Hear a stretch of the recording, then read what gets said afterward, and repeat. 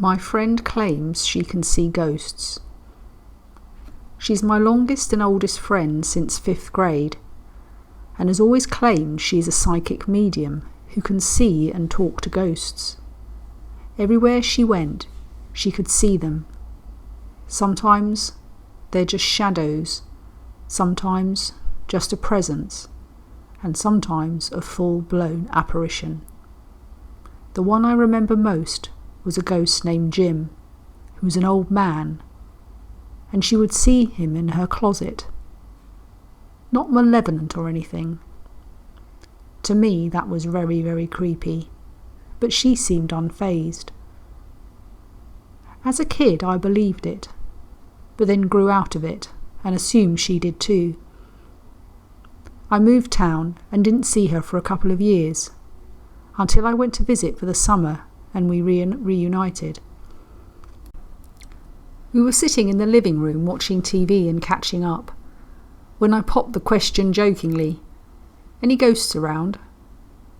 She said there were a couple, but the one that caught her attention most was an old lady outside my mum's bedroom. Yeah, right, I'm going in my head. I'm a firm believer in science, psychology and logic. I also believe that the human brain is powerful and loves to play tricks on us as projections of our own fears. I've always taken people's experience with a respectful nod and a grain of salt.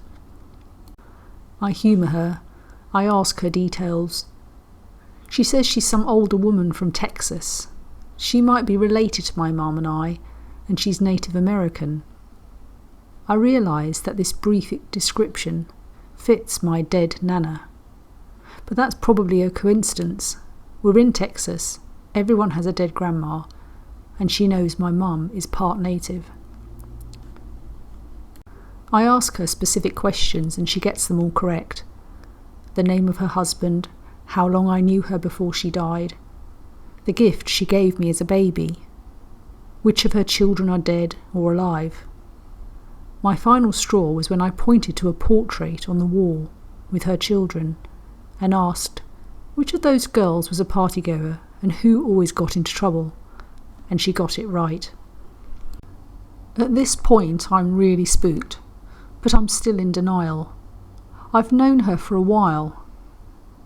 Is there no chance she stumbled across an old picture album, overheard a conversation with my mum and I about her? What if I told her myself and just forgot? We've known each other for 8 years. There's no chance I've forgotten some conversations from then. She tells me there's another ghost who is a man who wants to communicate. I ask him a variety of questions, pushing aside my slight unease as I'm thoroughly entertained by this whole ordeal. Either she's lying and really committed, and I want to see how far I can push her, or she's telling the truth and we're actually talking to a ghost. I'm asking questions like how old he was when he died, when did he die, what did he do when he was alive. I even jokingly ask what his type was and if he was single. We stop talking for a bit and are messing around on our phones in silence, looking down and not in each other's peripheral vision. I suddenly get this inexplicable chill on the right side of my neck, which I ignore, chalking it up to some kind of breeze or mental thing. It was so minuscule and obsolete to me. I had no reaction or even looked up from my phone. I will say it felt different than the usual chill. It was almost concentrated, like something icy pressed against me. Then she looks up at me and verbatim says, "I just got an image in my mind of him touching your neck." She mimics the motion. It's in the same side and spot right beneath my jaw, and my heart sank.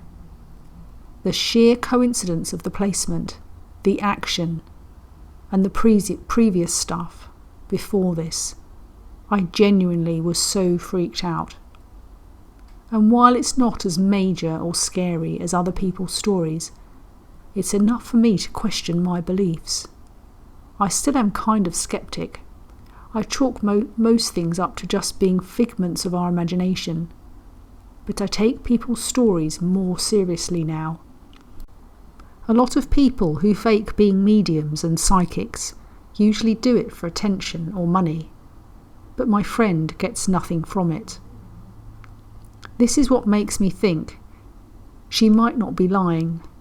She doesn't want anything from it, and actually doesn't talk about it a lot. She's not trying to creep anyone out at all.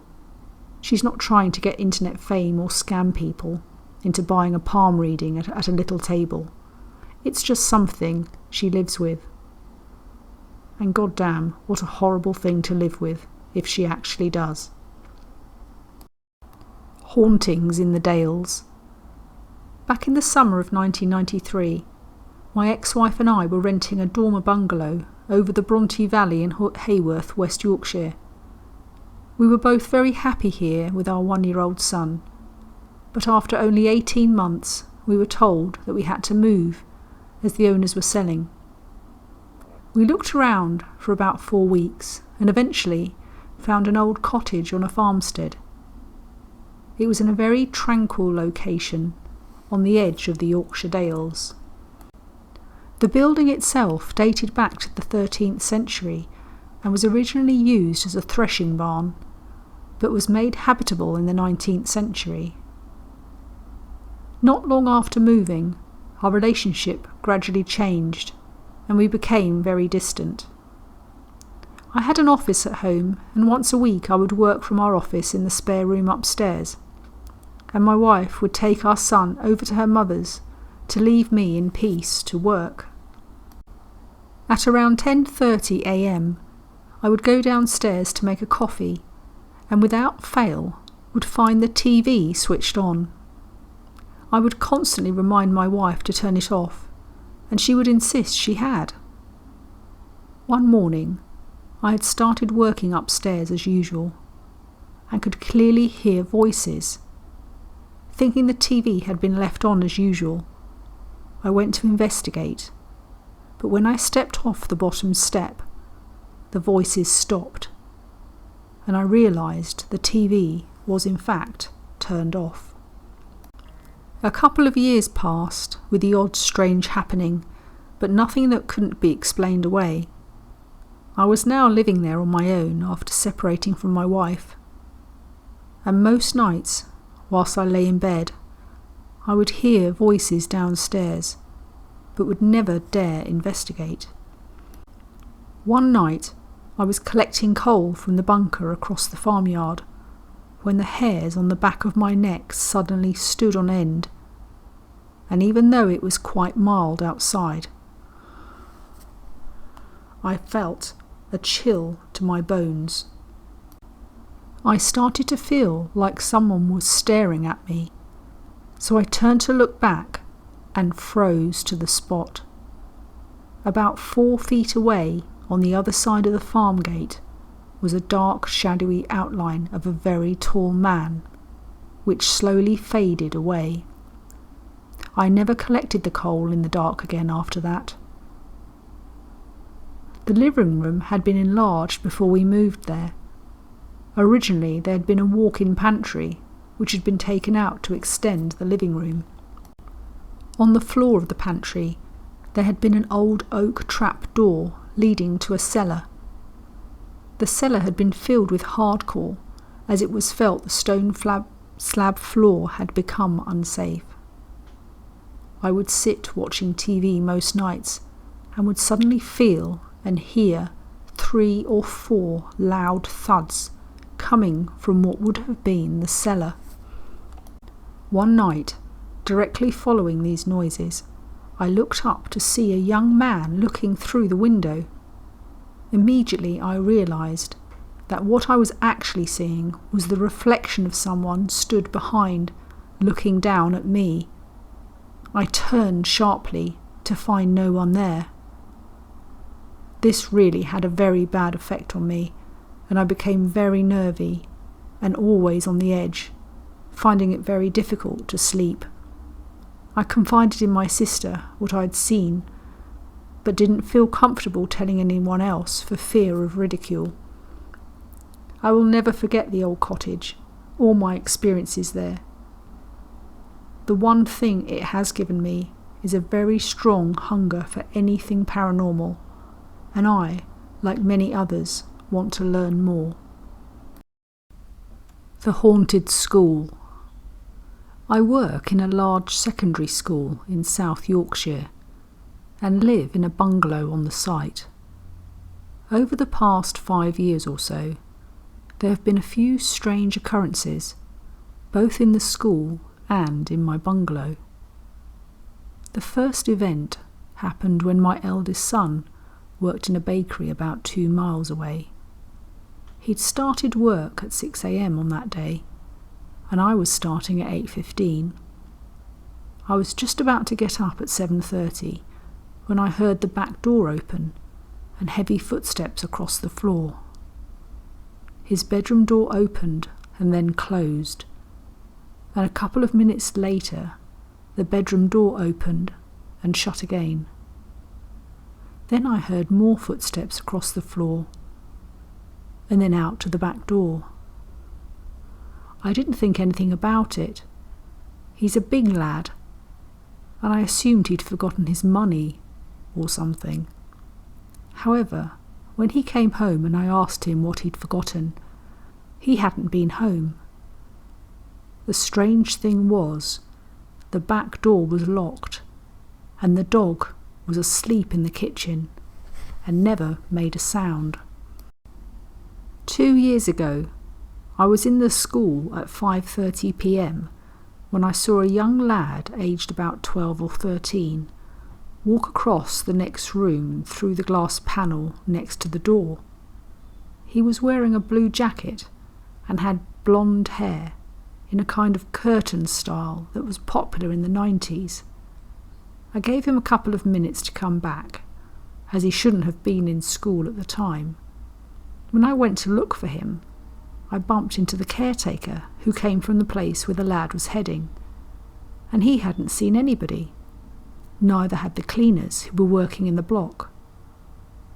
Interestingly, I was locking up in that same room some months later when a door which I'd just closed opened and then shut again. We also have a photograph taken by pupils which clearly shows a woman sitting in a chair in that exact room. She wasn't visible to anyone when the picture was taken. Another time, I was walking across the playground at 11:30 one morning when I saw a man on the field in front of me. We have a security fence, and I wondered how he'd got in. He appeared to be playing golf, as I saw him bend down as if he was placing a ball on the tee. He was middle-aged, with short hair that was dark and going grey, and he was wearing what looked like a light grey sweatshirt. I could only see him from the knees up. I didn't think anything about it, because the field is at a level of about 8 feet above the yard where I was. I set off to ask him what he was doing on the school property. While I was making my way there, I lost sight of him for a moment. I reached the top of the banking and disturbed a large flock of seagulls which were sitting on the exact spot where I'd seen the man. If there had been anyone real there, the seagulls would have been disturbed by him. I looked around the field, but there was nobody in sight. Other caretakers have heard footsteps, music that stops when they look to see where it's coming from, and lots of weird things.